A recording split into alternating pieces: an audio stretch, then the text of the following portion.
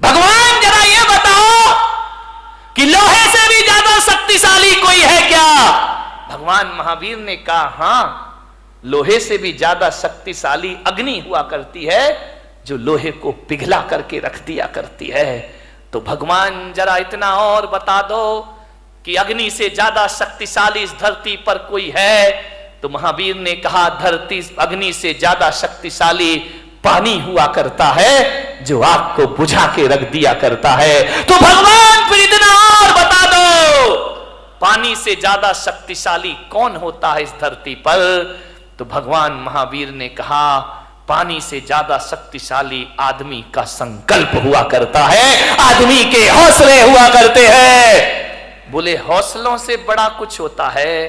तो महावीर ने कहा संकल्प से बड़ा इस धरती पर कुछ नहीं हुआ करता है। और संकल्प में वो ताकत होती है कि पानी को पाताल से निकालने की ताकत आदमी के संकल्प में हुआ करती है। ध्यान रखिए, संकल्पों से जिंदगी जी जाती है, संकल्पों से जीवन चलता है। मान्यवर विचार करिए, आप सोचिए, संकल्प बुलंद होना चाहिए इस आदमी के। इतने जल्दी हार मत मानो जिंदगी से, छोटी छोटी बातों। एक बहुत बड़े गणितज्ञ हुए हेरो 9 बार फेल हुए स्कूल में। कितनी बार? ऐसा कोई महात्मा बैठा जो 9 बार फेल हुआ हो? 9 बार फेल हुए। पिता ने कहा ये पढ़ाई बंद कर, तेरे बस की नहीं है, तू नहीं हो सकता पास। 9 बार फेल। चल पशु चरा, उठा डंडा, गाय चरा, भैंस चरा, तू पास नहीं हो सकता, तेरे भाग्य में पास होना लिखा ही नहीं है। उसने कहा यार लगता तो ऐसा ही है कि अब मैं पास नहीं हो सकता। 9 बार फेल हुआ क्लास में। एक दिन बैठा था अपने घर में, एक चींटी को देख रहा है। चींटी चढ़ रही है, गिर रही है, चढ़ रही है, गिर रही है, फिर चढ़ती है, फिर गिरती है, फिर चढ़ती है, फिर गिरती है। हीरो ने कहा यार ये गिनू तो कितनी बार चढ़ रही है। उस दिन वो चींटी 99 बार चढ़ी और गिरी, 100वीं बार ऊपर चढ़ी। उसने कहा मिल गया। पिता से कहा मैं स्कूल जाऊंगा, मैं पढ़ूंगा। बोले पागल है क्या, 9 बार फेल हुआ है? बोले 9 बार हुआ हूं ना, अभी 90 बार बाकी है। बोले क्या मतलब? बोले वो चींटी 100वीं बार ऊपर चढ़ी है, मैं तो अभी 9 ही बार फेल हुआ हूं, 90 बार। बाप ने कहा पागल, 90 बार में 90 साल लग जाएंगी, तू मर जाएगा, तो चींटी की बराबरी। अरे बोला कुछ भी हो जाए, अभी तो 90 बार मुझे पास होना। एक बात लग जाए आदमी को तो जिंदगी बदल जाया करती है, एक बात में जीवन के सूत्र मिल जाते हैं। बोले 90 बार तभी और पढ़ना है मुझे। बहुत जिद की पिता से, पढ़े लिखे, मालूम है 10वीं बार में वो बच्चा पास हो गया और वो सबसे बड़ा गणितज्ञ बन करके खड़ा हो गया। उसकी किताबें मैथमेटिक्स में चला करती हैं। ध्यान रखिए, इतना महान गणितज्ञ बना, उसके जैसा गणित के सवाल हल करने वाला दुनिया में दिखाए। आदमी थक जाता है, आदमी हार जाता है, आदमी अपनी सोच से हार जाता है। एक बात बताइए, 2 पहलवान लड़ रहे हैं, दोनों की शक्ति बराबर है, दोनों के दांव पेंच एक से हैं, कुश्ती लड़ रहे हैं, दोनों के एक से दांव पेंच, एक ही गुरु, एक सी ताकत, एक हारता है एक जीतता है। बताओ भाई कौन हारेगा कौन जीतेगा? बोलिए, आपसे मेरा निवेदन है, दोनों लड़ रहे हैं, एक सी ताकत है, एक से दांव पेंच है, कुश्ती लड़ रहे हैं, एक से वजन और एक सी ताकत वाले होने के बाद भी एक तो हारेगा ना, एक जीतेगा। कौन हारेगा? ध्यान रखना, ताकत तन की एक सी है, हारता वही है जो मन से हार जाएगा, वो शरीर से हार जाएगा। मेरे भाई, जो मन से हार मान लेता है वो तन से हार मान लिया करता है। तो मैं आज आपको सूत्र दे रहा हूं कि मन के हारे हार है और मन के जीते जीत। जिसका मन हार गया वो दुनिया में कभी विश्व विजेता नहीं बन सकता है। सम्राट सिकंदर अंतिम सांस तक विश्व विजेता के सपने देखते रहा। मान्यवर, सपने देखिए, देखना चाहिए। बिना सपनों की जिंदगी कभी आगे नहीं बढ़ा करती है। हौसलों के साथ जिंदगी को जियो मेरे भाई। विपत्तियां आएंगी जीवन में, विपत्तियां जो होती हैं वो पार्ट ऑफ लाइफ है आदमी के जीवन में, जीवन का एक हिस्सा है। विपत्तियां पार्ट ऑफ लाइफ है और विपत्तियों में अपने आप को संभालना आर्ट ऑफ लाइफ हुआ करती है मेरे भाई। सबसे बड़ी कला हुआ करती है मुसीबतों में अपने को संभाल के रखना, बहुत बड़ी कला हुआ करती। आर्ट ऑफ लाइफ बनाओ, पार्ट ऑफ लाइफ को ध्यान रखिए। जीवन की एक कला है जिंदगी। मौत से मत घबराइए मान्यवर, जिंदगी जीने के लिए मिली है, इसे आत्महत्या की भट्टी में मत झोंकिए। पूरी जिंदा दिली के साथ जिंदगी को जीने का प्रयास करिए। जियो, बहुत आनंद है इस जिंदगी में। बच्चों पर इतने पढ़ाई का प्रेशर मत डालो। बच्चों की कामयाबी देखना है या काबिलियत देखना है? मान्यवर ध्यान रखना, आप कामयाबी के पीछे दौड़ते हैं, काबिलियत का ध्यान नहीं रखते हैं। बच्चों को कामयाब भले ना बनाओ, लेकिन बच्चों को काबिल जरूर बनाइए। ध्यान रखिए, कोई जरूरी नहीं है इतना प्रेशर मत डालो कि तुम्हारे बच्चे आत्महत्या करने को तैयार हो जाएं। अपने विचार उन पर मत लादिए, उनके ज्ञान की क्षमता को देखिए। वरना माँ बाप इतना प्रेशर डालते हैं और जब रिजल्ट आता है तो हमारे घर का चिराग अपने हाथों से फांसी के फंदे लगाकर दुनिया से विदा हो जाया करता है। ध्यान रखिए, डिप्रेशन में जी रहे हैं लोग, तनाव में जी रहे हैं लोग, ज्यादा और जल्दी के चक्कर में जी रहे हैं लोग। ज्यादा और जल्दी नहीं, ध्यान रखना, यहां तो संसार है। राजपाट छिन भी जाए तो वनवास में राम लक्ष्मण स्वर्गों जैसा जीवन जी करके दिखा दिया करते हैं। जिंदगी को जियो, पूरी आशा से जियो, पूरे विश्वास से जियो। आत्महत्या के अंधे कुएं में छलांग मत लगाओ। यदि आप ऐसे विचार, महिलाओं से मेरा निवेदन, पुरुषों से मेरा निवेदन है बड़ी विनम्रता के साथ, जब अपनी उपलब्धियों पर अकड़ हो तो अपने ऊपर वालों को देखना। इस दुनिया में हमारे भी बाप बैठे हुए हैं, ध्यान रखना। हमने क्या कमाया है? टाटा बिरला वालों को देखना, उनके आगे अपनी कोई औकात भी नहीं है, उनके चौकीदार की हैसियत नहीं है अपनी। रिलायंस बंधु इतना कमाया है उनने। जब अकड़ पैदा हो तो ऊंचे वालों को देखना, और जब निराशा पैदा हो तो अपने से नीचे वाले को देखना। जिंदगी तुम्हारी आनंद में परिवर्तित हो जाएगी। मेरे पास इतना है, ईश्वर ने इतना दिया है। ऐसे भी लोग हैं जिनके पास 4 छत, 4 दीवार और 1 छत भी मौजूद नहीं है। ध्यान रखिए मान्यवर, सोचना है। भौतिक असफलताएं और भौतिक सफलताएं, जब भौतिक सफलताएं आदमी को जीवन दे नहीं सकती हैं तो भौतिक असफलताओं को जीवन लेने का कोई अधिकार भी नहीं हुआ करता है। मान्यवर, जीवन को जियो, पूरी जिंदा दिली के साथ जियो, हर हाल में जियो। जैसा भी जीवन आए ध्यान रखना। माता पिता डांट दे, बच्चों को गुस्सा कर दे तो ये मत सोचना कि मेरे बाप ने मुझे डांट दिया, मेरी मां ने मुझे डांट दिया। बच्चों से मेरा निवेदन है, सासू डांट दे तो बहू आवेश में ना आ जाए। वो इतना सा सोच ले, एक विचार बना ले कि यार माँ बाप नहीं डांटेंगे तो हमें कौन डांटेगा। ये डांटने का हक तो हमने दुनिया में माँ बाप को दे रखा है। अरे बड़े बुजुर्ग नहीं डांटेंगे तो हमें कौन डांटेगा। इतना सोच लो, बड़ी तसल्ली मिलेगी। हमारे ऊपर अनुशासन कौन रखेगा फिर? वो नहीं डांटेंगे तो कौन डांटेगा।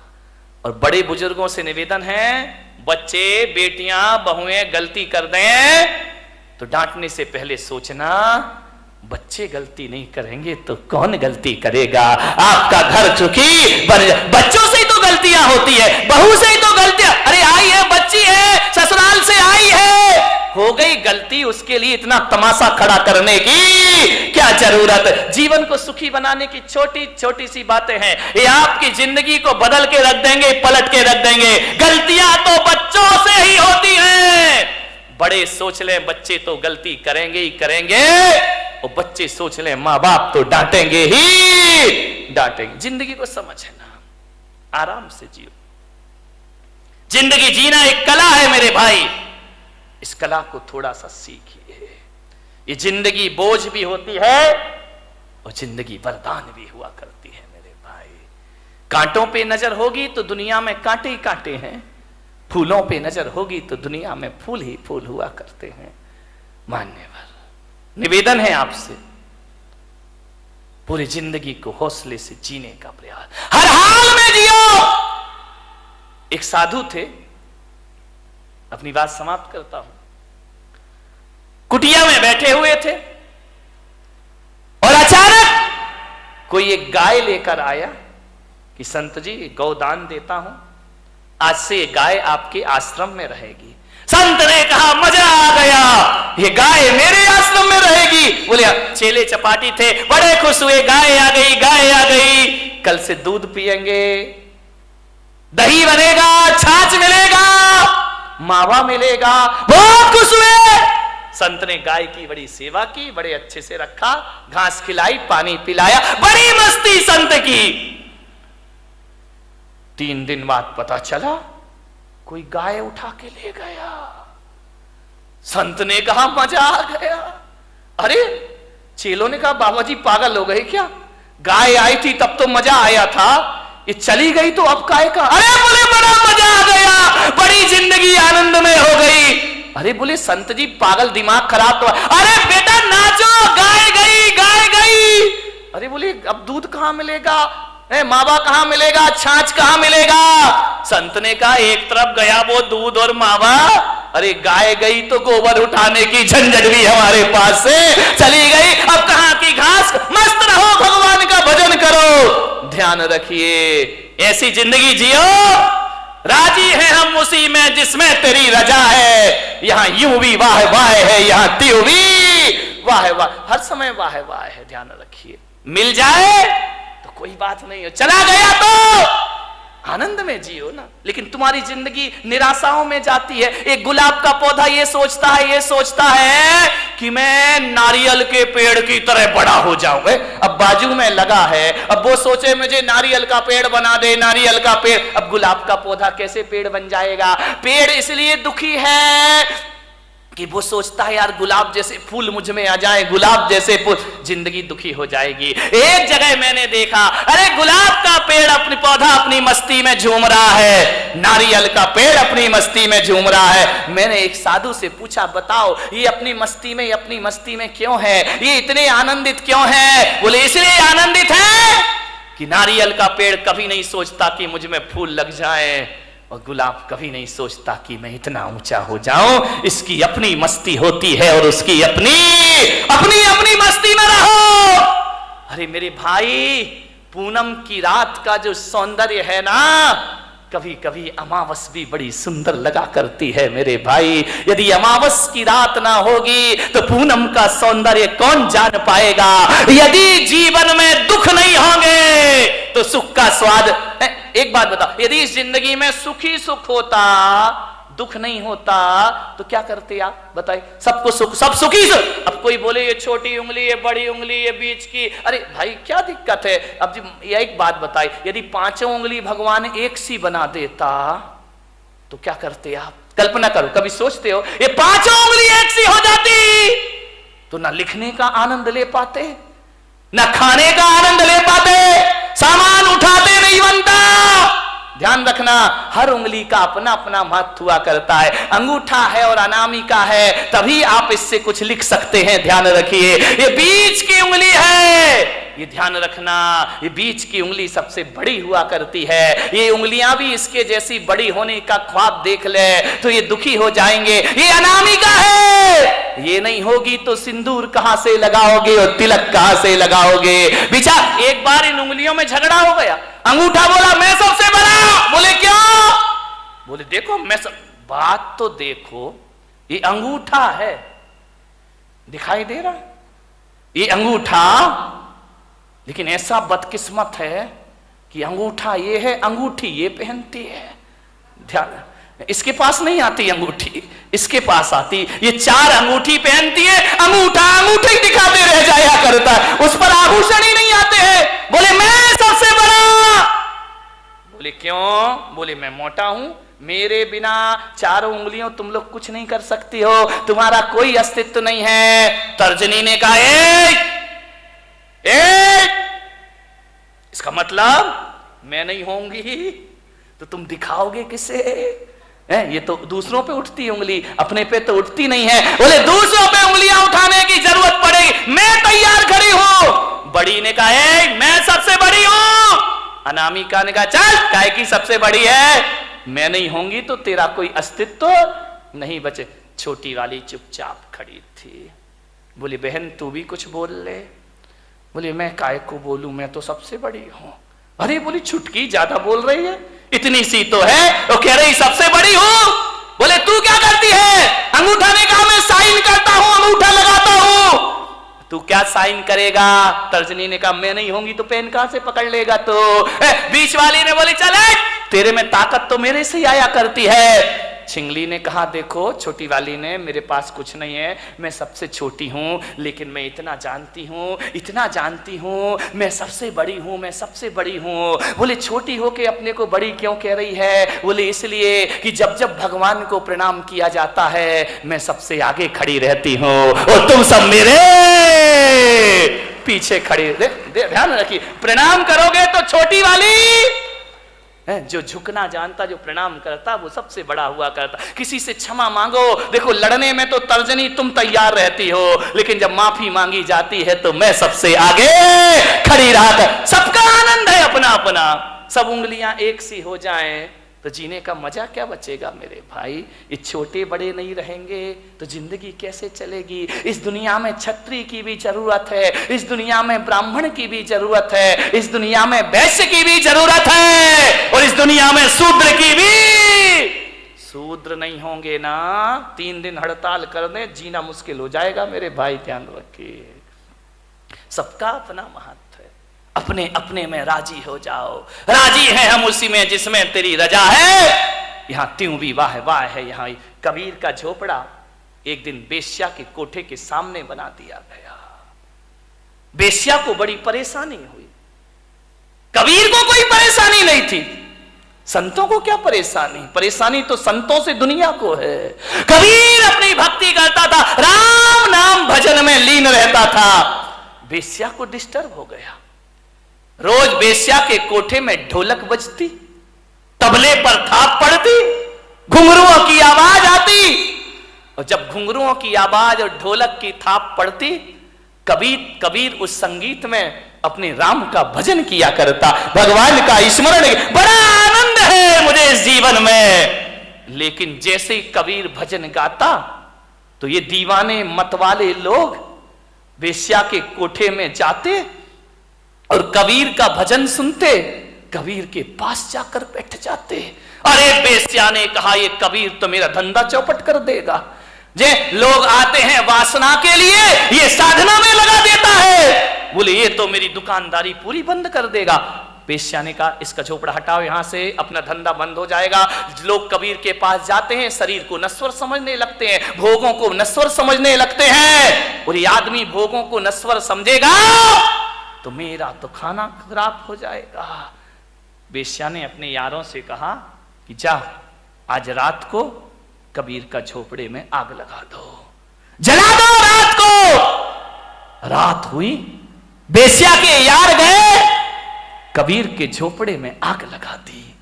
घास फूस का झोपड़ा धू धू करके जलने लगा। कबीर ने देखा, वाह, अभी तो ये झोपड़ा तू कितना चाहता है मेरा राम, मुझे कितना प्यार करता है, क्योंकि जब ये झोपड़ा था ना तब तुझे दिक्कत होती थी मुझे देखने में।